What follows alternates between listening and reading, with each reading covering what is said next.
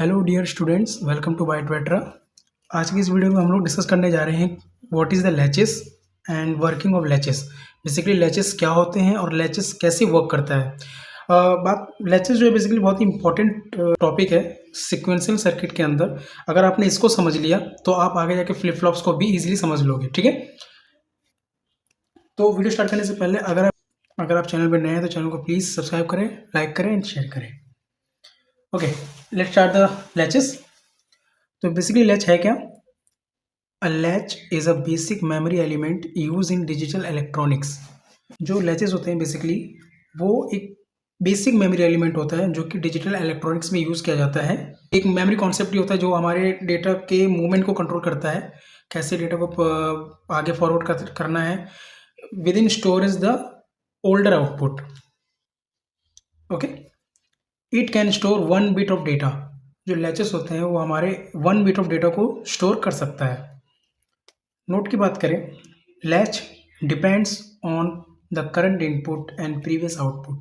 Basically जो latch होता है हमारा वो डिपेंड रहता है हमेशा एक करंट इनपुट कि हमने अभी हाल ही में क्या अपना इनपुट भेजा जस्ट अभी, और प्रीवियस आउटपुट, और जो हमारा फर्दर जो पिछले आउटपुट जो हमारा आया है वो क्या है।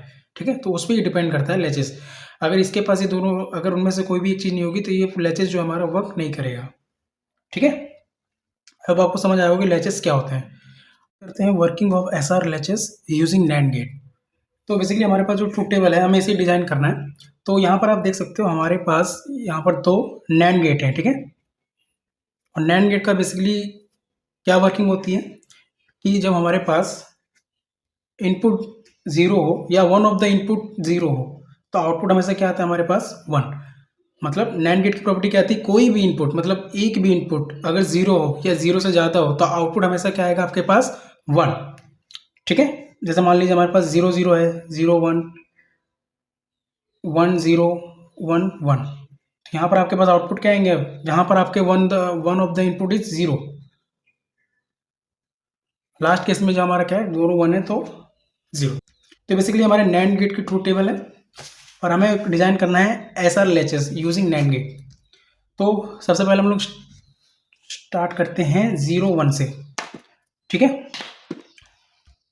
हम इनको नाम दे देते हैं। पहले ये हमारे पास क्यू है और ये हमारे पास क्यू बार। आप पर दिन को क्यू एन और क्यू एन प्लस 1 भी दे सकते हो। और ये हमारे पास है एस एन आर। ठीक है, तो स्टार्ट करते हैं 0 1 से। 0 1 से क्यों स्टार्ट कर रहा हूँ मैं आपको end of the last video में बताऊंगा। अभी के लिए हम क्या करते हैं 0 1 से स्टार्ट करते हैं। ठीक है, तो यहाँ पर हम क्या करेंगे, इसको 0 पर पास करेंगे और यहाँ पर क्या करेंगे 1। ओके, तो जैसे कि मैंने कहा था कि one of the input is 0। अगर एक भी इनपुट 0 हो तो आउटपुट क्या आएगा आपके पास 1। ठीक है, इस केस में आप बता सकते हो, नहीं बता सकते क्योंकि यहाँ पर इनपुट क्या हमारे पास 1। देखिए ये जो इनपुट है क्यू वाली, यही इनपुट जो है होकर कहाँ जा रहा है हमारे पास, इस वाले लैच के अंदर, मतलब आर वाले लैच के अंदर जा रहा है। ठीक है, तो क्या आ जाएगा 1 1। तो 1 1 के केस में क्या आ जाता है हमारे पास 0।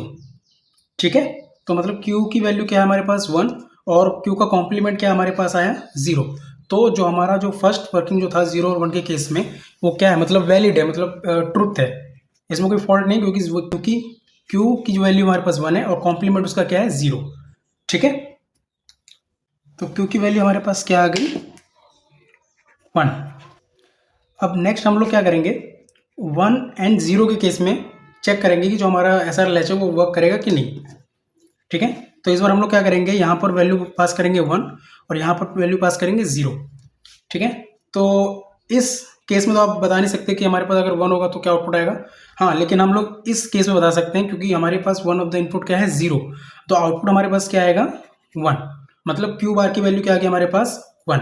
अब यही क्यू बार की वैल्यू जो है इस एजेस के थ्रू इस लैच के अंदर जा रहा है। ठीक है, इस वाले लैच के अंदर जा रहा है, तो यहाँ पर इसकी वैल्यू क्या हो जाएगी 1।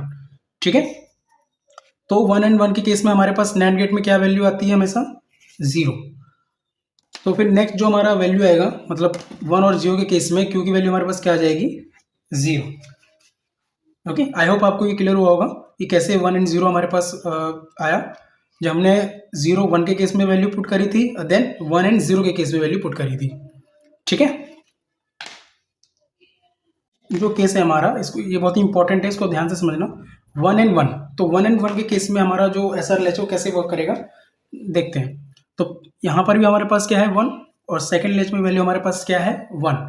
बट अब इस केस में तो हम नहीं बता सकते कि हमारे पास वैल्यू क्या आएंगी, राइट, क्योंकि इससे पहले जो हमने डिस्कस किया था कि मैंने जो बताया था नैंड गेट में क्या ट्रूथ टेबल हमारी डिजाइन होती है कि one of the input 0 then output is 1।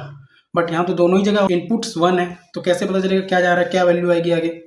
तो देखिए ध्यान से देखिए, मतलब ये जो क्यू बार है, हमारा क्यू बार है इस एजेस के थ्रू, मतलब भला हालांकि अगर नंबर आप ले सकते हो 0 और 1, तो अभी के लिए हम क्या मान रहे हैं कि क्यू बार जो हमारा एक तरीके से वैल्यू यहाँ पे जा रही है, ठीक है। उसी तरीके से ये क्यू जो है हमारे पास ये सेकंड लैच के अंदर जा रही है, ठीक है।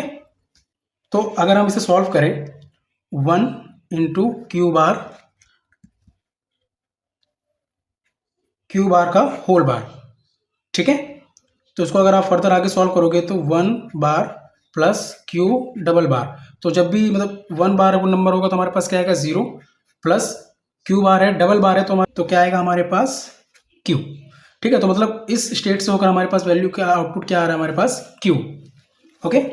नेक्स्ट इस केस में देखें 1 इंटू क्यू के ऊपर बार, ठीक है। तो 1 बार प्लस क्यू बार, तो 1 बार जब वैल्यू होगी तो उसकी आ जाएगी 0 प्लस, और क्यू बार की वैल्यू क्या आ जाएगी हमारे पास क्यू बार।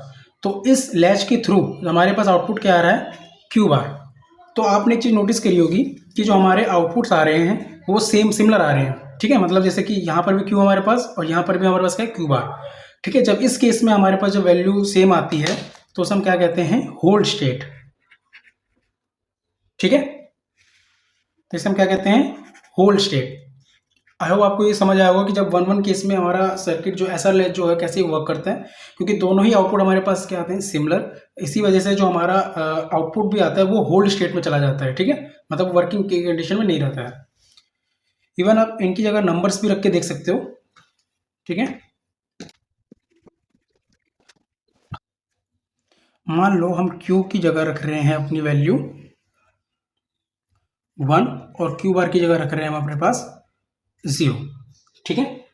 तो अगर हम क्यू बार की वैल्यू रख रहे हैं 0 और क्यू की वैल्यू रख रहे हैं 1, तो जब भी हमारे पास इनपुट्स में 1 एंड 0 मतलब one of the input is क्या आएगा 0, तो आउटपुट क्या आएगा 1, ठीक है।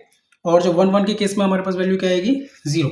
तो देखो क्यू की वैल्यू हमारे पास क्या आ गई 1, जो कि हमने रखी थी क्यू इक्वल टू 1, और क्यू बार की वैल्यू क्या आ गई हमारे पास 0, तो क्यू बार की वैल्यू क्या आ गई अगेन हमारे पास 0, ठीक है। तो इस स्टेट में क्या है हमारे पास दोनों की वैल्यू सेम आई, मतलब क्यू इक्वल टू 1 और क्यू बार इक्वल टू 0। तो इस कंडीशन में भी हमारी आउटपुट क्या आएगा बेसिकली होल्ड स्टेट में चला जाएगा, ठीक है। फर्दर आप चेंज भी कर सकते हो, यहाँ पर आप क्या कर सकते हो कि क्यू की जगह आप 0 दे दो और क्यू बार की जगह 1 दे सकते हो, ठीक है। तो अब हमारे पास लास्ट स्टेट है जो कि है हमारे पास 0-0 के केस में, ठीक है। तो दोनों जगह वैल्यू हम क्या रखेंगे 0, तो यहाँ पर भी 0 और यहाँ पर भी 0। तो हमें पता है कि one of the input 0 then output is 1, ठीक है। तो यहाँ पर भी हमारे पास आउटपुट में क्या आएगा 1 और यहाँ पर भी क्या आएगा हमारे पास में आउटपुट में 1। बट यहाँ पर आप एक चीज़ नोटिस कर सकते हो कि जो हमारे पास 2 की वैल्यू है 1, तो क्यू का कॉम्प्लीमेंट क्या होना चाहिए 0। तो यहाँ पर भी आपके पास आउटपुट क्या आ रहा है 1, मतलब कंडीशन यहाँ पे क्या हो रही है एक तरीके से वैलिड हो रही है, ठीक है। तो इस स्टेट को क्या कहा जाता है इनवैलिड स्टेट। आई होप आपको SR latches using NAND gate समझ आएगा कैसे ये वर्क कर रहा है, ठीक है। Thank you.